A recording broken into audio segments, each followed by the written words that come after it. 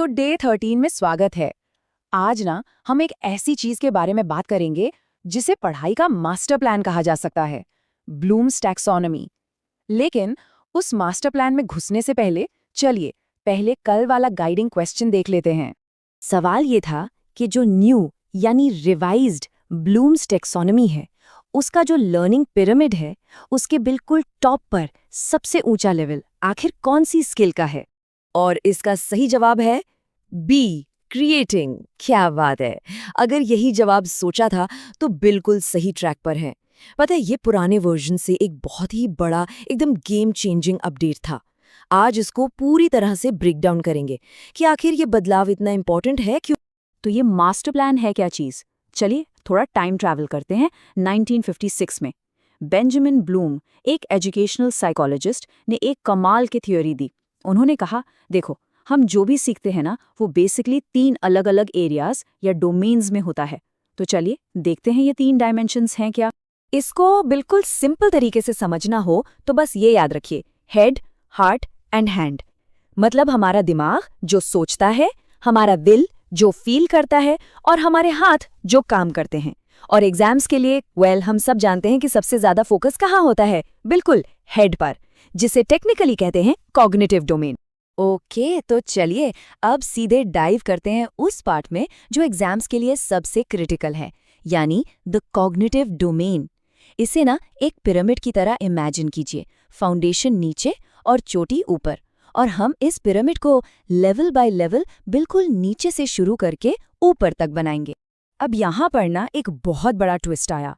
साल 2001 में एंडरसन और क्रैथवोल ने इस मॉडल को किया रिवाइज। सवाल है क्यों? उनका सिंपल सा लॉजिक था, लर्निंग कोई बैठकर लेने वाली चीज नहीं है, ये एक एक्टिव प्रोसेस है। इसलिए सबसे बड़ा बदलाव क्या हुआ? उन्होंने नाउन्स जैसे नॉलेज को हटाया और उसकी जगह डाल दिए वर्ब्स यानी एक्शन वर्ड्स जैसे रिमेंबरिंग। मतलब फोकस शिफ्ट हो गया, क्या जानते हो से उस जानकारी का क्या कर सकते हो पर। Game changer, right? तो आइए इस पिरामिड को चढ़ना शुरू करते हैं स्टेप बाय स्टेप।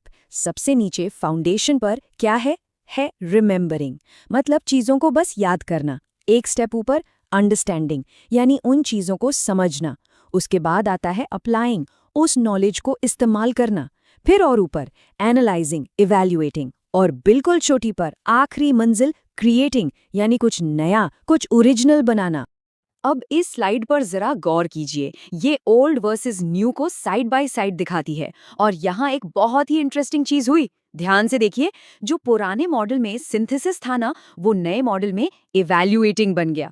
और जो इवैल्यूएशन पहले सबसे ऊपर था, उसकी जगह ले ली क्रिएटिंग ने। टॉप 2 पोजीशंस की अदला बदली हो गई। इसी को द ग्रेट स्वैप कहते हैं। और ये बहुत जरूरी पॉइंट है याद रखने के लिए। ओके, अब एक प्रो टिप, या कह सकते हैं एक टॉपर्स सीक्रेट। स्मार्ट स्टडी का एक फंडा है कि इस पिरामिड को 2 जोन्स में डिवाइड कर दो। एक है लॉट्स और दूसरा है हॉट्स। चलिए देखते हैं कि ये लॉट्स और हॉट्स आखिर हैं क्या। पिरामिड के जो नीचे के 3 लेवल है ना, रिमेंबरिंग, अंडरस्टैंडिंग और अप्लाइंग, इनको हम कहते हैं LOTS, lower order thinking skills. ये हमारी नींव है, हमारा फाउंडेशन। इसके बिना बिल्डिंग खड़ी नहीं हो सकती। और फिर आते हैं ऊपर के 3 लेवल, एनालाइजिंग, इवैल्यूएटिंग और क्रिएटिंग। ये हैं HOTS, higher order thinking skills. असली गेम तो यही है, टॉप मार्क्स यहीं से आते हैं। लेकिन एक बात हमेशा याद रखें, फाउंडेशन यानी LOTS अगर कमजोर है तो HOTS तक पहुंचना इम्पॉसिबल है। ठीक है, तो दिमाग वाला हिस्सा, कॉग्निटिव डोमेन, आई होप अब क्लियर है।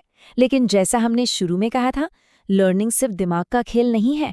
तो एक कंप्लीट पिक्चर के लिए चलिए फटाफट एक नजर डालते हैं बाकी 2 डोमेन्स पर भी, यानी हार्ट और हैंड। देखिए, अफेक्टिव डोमेन यानी हार्ट जुड़ा है हमारे एटीट्यूड से, हमारे इमोशन से। सोच के देखिए, किसी सब्जेक्ट के लिए पैशन डेवलप करना, ये इसका पार्ट है। और साइकोमोटर डोमेन यानी हैंड, ये है फिजिकल स्किल्स के बारे में। और इसमें मास्टरी कब मानी जाती है? जब आप नेचुरलाइजेशन के लेवल तक पहुंच जाते हैं। मतलब स्किल इतनी प्रैक्टिस हो गई कि अब सोचना नहीं पड़ता। जैसे एक एक्सपर्ट ड्राइवर, वो सोचते थोड़ी हैं, बस गाड़ी चलाते हैं। ये दोनों डोमेन्स भी ओवरऑल डेवलपमेंट के लिए उतने ही जरूरी हैं। तो काफी कुछ कवर कर लिया हमने आज। अब टाइम है एक क्विक रैपिड फायर रिकैप का, और उसके ठीक बाद एक छोटा सा मिनी टेस्ट। रेडी है? चलिए देखते हैं कितना याद रहा। अब इन कॉन्सेप्ट्स को दिमाग में एकदम परमानेंटली लॉक कर देते हैं। ये 4 पॉइंट्स ये इस पूरे सेशन की समरी हैं, इन्हें बिल्कुल मत भूलिएगा। Number 1, the great swap, evaluation नीचे, क्रिएटिंग ऊपर। नंबर 2, नाउन से वर्ब का शिफ्ट, मतलब लर्निंग अब एक एक्शन है। नंबर 3, ये निमोनिक RUAAEC, इससे ऑर्डर हमेशा याद रहेगा। और आखिरी नंबर 4, LOTS vs HOTS का फर्क। LOTS फाउंडेशन है, HOTS मंजिल है। बस इतना अच्छे से समझ लिया तो काम होगी। चलिए टेस्ट शुरू करते हैं। पहला सवाल ये रहा, आराम से सोचिए फिर जवाब दीजिए। बिल्कुल सही जवाब है रिमेंबरिंग। नाउन नॉलेज बन गया, verb remembering. Excellent start. Okay, अगला सवाल। सोचिए किसी को एक फिल्म को क्रिटिक करने को कहा गया है। ये ब्लूम्स टेक्सोनोमी का कौन सा लेवल है? बिल्कुल ठीक। जवाब है इवैल्यूएटिंग।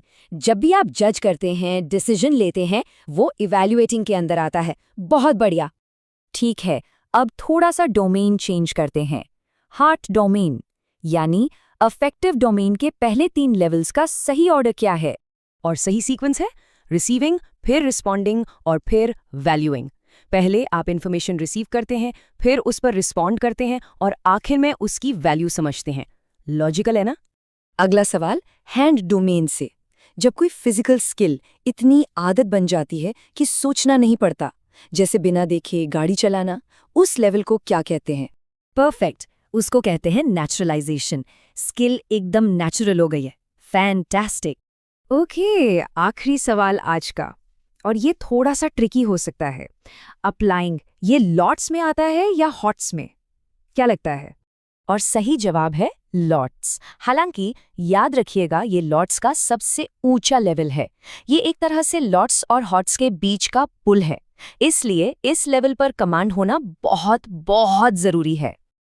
वाओ, क्या बात है, बहुत ही शानदार परफॉर्मेंस। तो आज हमने ब्लूम्स टैक्सोनॉमी के पूरे मास्टर प्लान को डिकोड कर लिया, उसके तीनों डोमेन्स को समझा और सबसे इम्पोर्टेंट LOTS और HOTS के बीच का फर्क जाना।